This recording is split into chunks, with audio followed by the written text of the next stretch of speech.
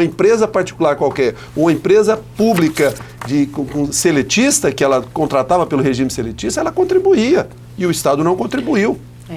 Giovini, só um minutinho. Esse déficit só será suprido, acho que todos aqui concordam, né? Se esse fundo for bem gerido. Eu gostaria de saber quem vai cuidar, né, do fundo da Previdência. É o que a gente vai continuar discutindo no próximo bloco.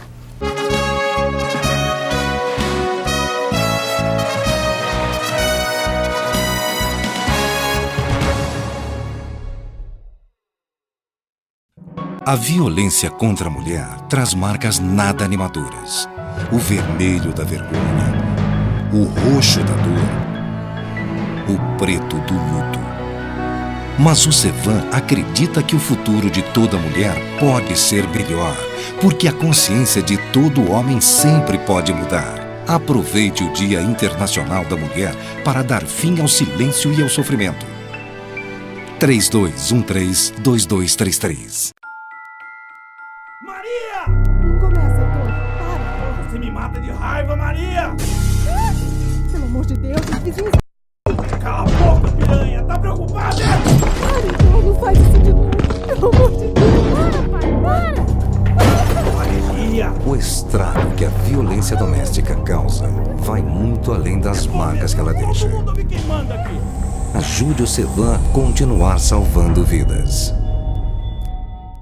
Você sabe o que faz o Tribunal de Contas da União? Ele é um órgão de fiscalização a serviço da sociedade para avaliar se o dinheiro público federal está sendo bem utilizado. Só em 2009, o trabalho do tribunal economizou mais de 22 bilhões de reais para os cofres públicos. Mas o TCU quer melhorar a sua atuação e garantir mais benefícios para o cidadão. Por isso, está revendo o seu planejamento estratégico e quer ouvir a sua opinião. Participe! Acesse www.tcu.gov.br.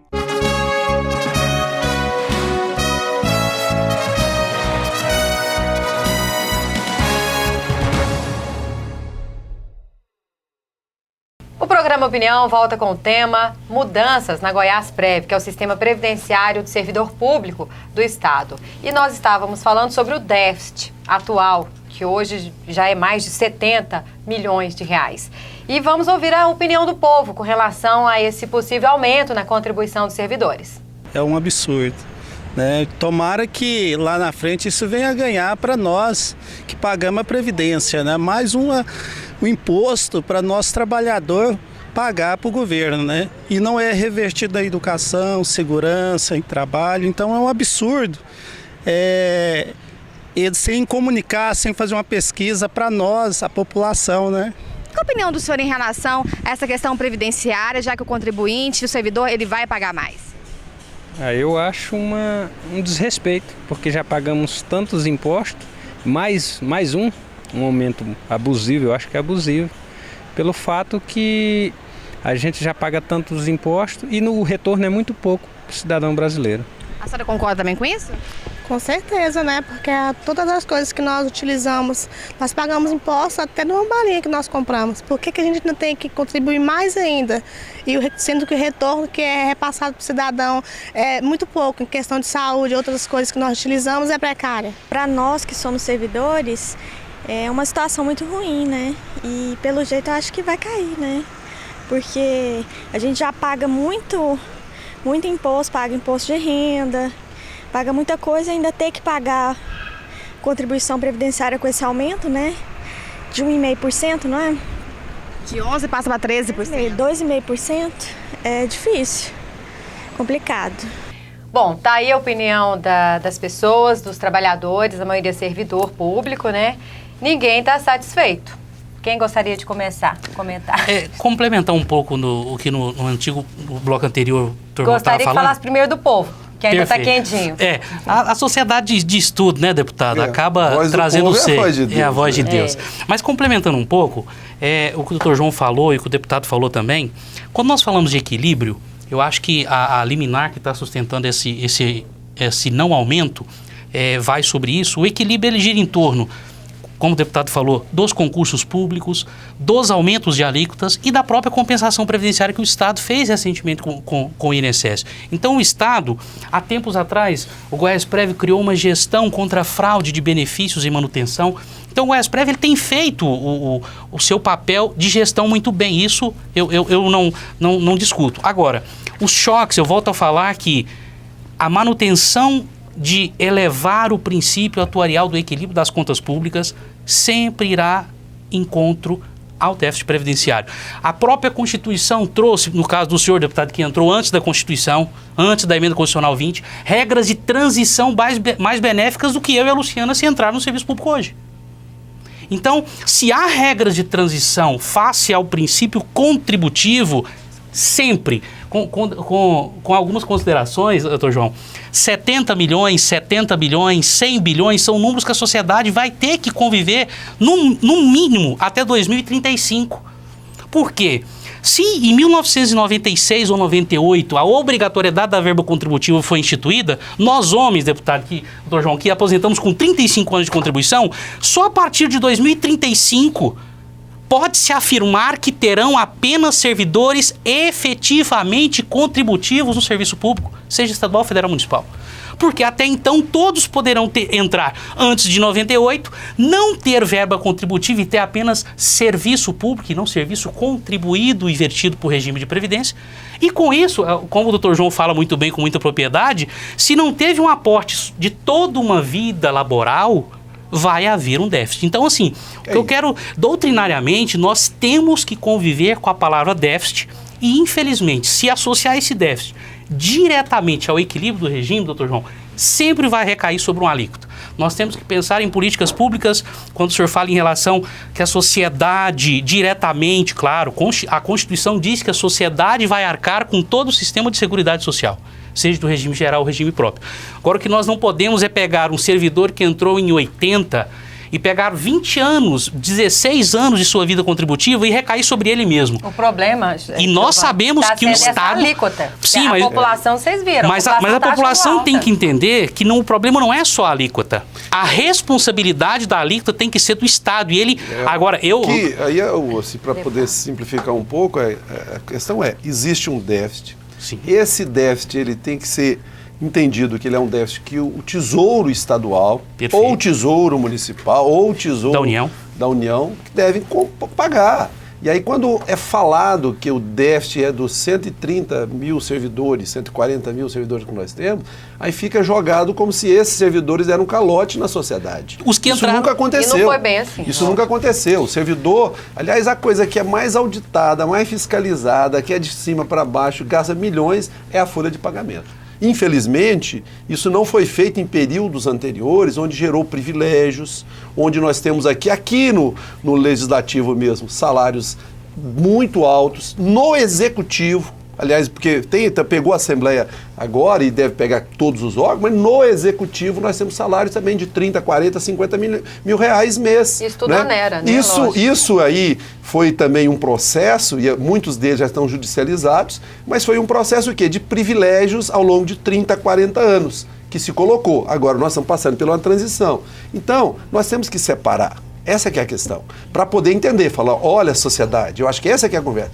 De 98 para cá, o servidor perdeu, né, passou a pagar, né, uma série de coisas. E eu digo mais, eu sou contrário a essa política de bonificação que o Estado implanta. Quer dizer, o Estado gasta com a folha, né, paga para o servidor, está aí tratando professor igual celular, só que botar bônus, né, e isso não vai para a Previdência.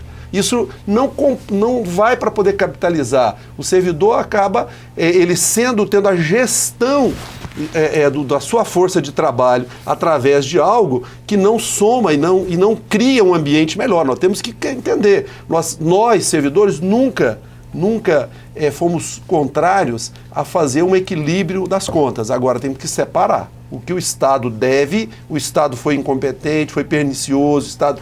E aí, não é o Estado, esse governo aqui, é o Estado enquanto todo o Brasil, história, né? Claro. Agora nós estamos passando para outra fase. E aí, por isso é que nós entendemos que na gestão agora, que você quer discutir, por exemplo, a gestão agora, que é o objeto desse projeto aqui, que ele trata essa gestão, ela tem que ser também altamente competente, tem que ser legítima, né? E eu pessoalmente acho que uma gestão desta tem que ter uma dedicação quase que exclusiva, não pode ser uma coisa temporária, né? E nós entendemos que a gestão tem que estar subordinada, né? E aí aliás, foi a pergunta do primeiro bloco. Quem que vai gerir esse fundo, Exato. João? Quem que vai cuidar? Um conjunto de representantes. Então a gestão tem que estar subordinada ao Conselho Estadual de Previdência. Oficialmente hoje, como esse aqui precisa estar equilibrando as conversas. Eu gostaria aqui de ressaltar o posicionamento do Dr. Dijovini e do deputado Mauro Rubem, porque eles captaram a essência deste projeto. Que a mudança tem que ser feita, tem que ser. Realmente partiu. A sensibilidade do governador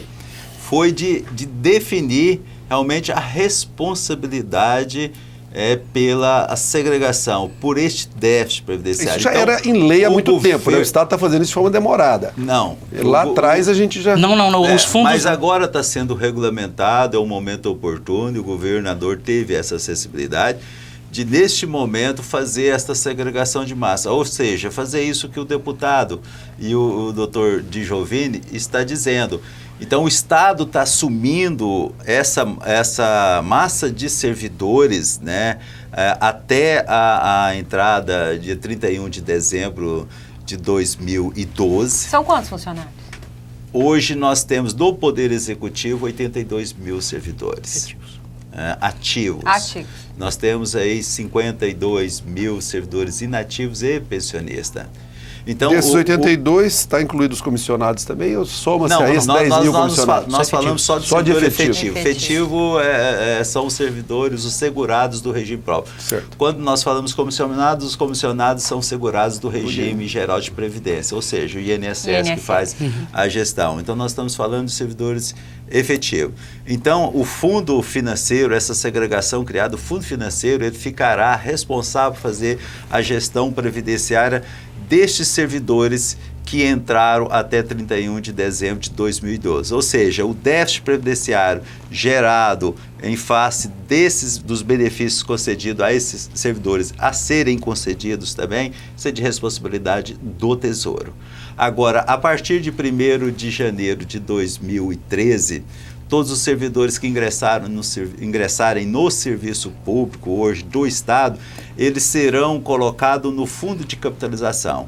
E como que isso será? É a espécie de uma poupança. A contribuição previdenciária do servidor e a contribuição patronal, ou seja, a contribuição previdenciária do Estado, isto será aportado numa conta individual do servidor com gestão do regime próprio de previdência, isso vai sendo capitalizado. Quando o servidor for se aposentar, aí sim entra a tese do Dr. Dijovini, daqui 35 anos, essa massa que entrar agora, o homem que entrar agora, o servidor homem que entrar agora, a partir lá com daqui 35 anos, esse dinheiro que foi depositado será revertido para o pagamento do seu benefício. Aí sim, esse regime, a criação desse regime, é para que esse regime tenha equilíbrio financeiro e equilíbrio atuarial. Ele não pode gerar déficit. Quem está entrando agora, esse fundo pode ser mexido para capitalizar o fundo de não pode ser aposentados? Aí você separa. Separa. É contribuição. Isso ninguém pode mexer. Não pode nem por lei. Ele tem que ser preservado. E aí é nessa questão da gestão que também é o outro grau de preocupação nossa. Para recordar, por exemplo, em 96, quando começou essa mudança, em 97, eu pessoalmente, como presidente do sindicato, nós fizemos aqui lutas profundas. Tivemos para evitar uma situação grave e séria dos servidores, o conjunto de servidores fizeram greve de fome aqui na porta da Assembleia. Nós ficamos aqui numa luta incessante. Logo após, já com o atual período desse governo aí, desse grupo que está há 16 anos aqui no Estado, praticamente, já em 2001, 2002, nós tivemos também uma nova mudança. Então, estão vindo mudança sistemática. O servidor comum, esse que atende a população, o professor que cuida do seu filho, o policial da segurança, esse pessoal da saúde e assistência, esses chamados assim profissionais do dia a dia, eles estão pagando antes de usar qualquer coisa, né? Agora, nós estamos agora na gestão. Veja bem, você vai capitalizar um fundo. por 30, quer dizer, 35 200 a 30 anos. Por 200 anos. Eu imagino que o estado de Goiás não vai acabar, porque nós não estejamos aqui, né? Então, nós vamos ter uma atenção muito especial nessa gestão. Porque esse dinheiro, o que acontece comumente, não é o servidor que vai lá no fundo e tira o dinheiro. Justamente. Não é? Quem vai gerir, quem está gerindo, vai cuidar, e quem está né? gerindo, e aí é que nós entendemos que essa fiscalização desse recurso, o Estado geralmente prefere ficar pagando a diferença do déficit do que aportando recurso, né? E esse é um problema. Vão ter representantes dos sindicatos nesse fundo? Sim, não é uma liberalidade do governo, isso passa a ser uma obrigatoriedade do governo de fazer o aporte para ir capitalizando este fundo, assim como é a obrigatória contribuição do servidor aportada neste fundo. Esse projeto ele traz essa preocupação.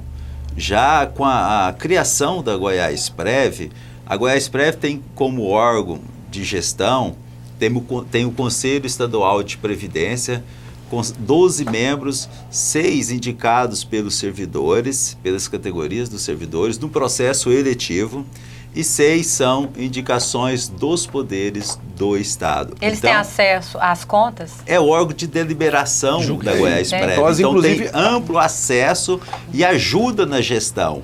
Agora nós estamos aí, também tem a criação também do Conselho, a regulamentação do Conselho de Gestão, que também é um órgão de participação paritária entre os servidores, mas quem vai ajudar na gestão do fundo de capitalização é o CEP, que tem uma representatividade bastante democrática, em que vai realmente, e já está inteirado, o CEP hoje já está inteirado com as questões, com as diretrizes políticas do regime próprio.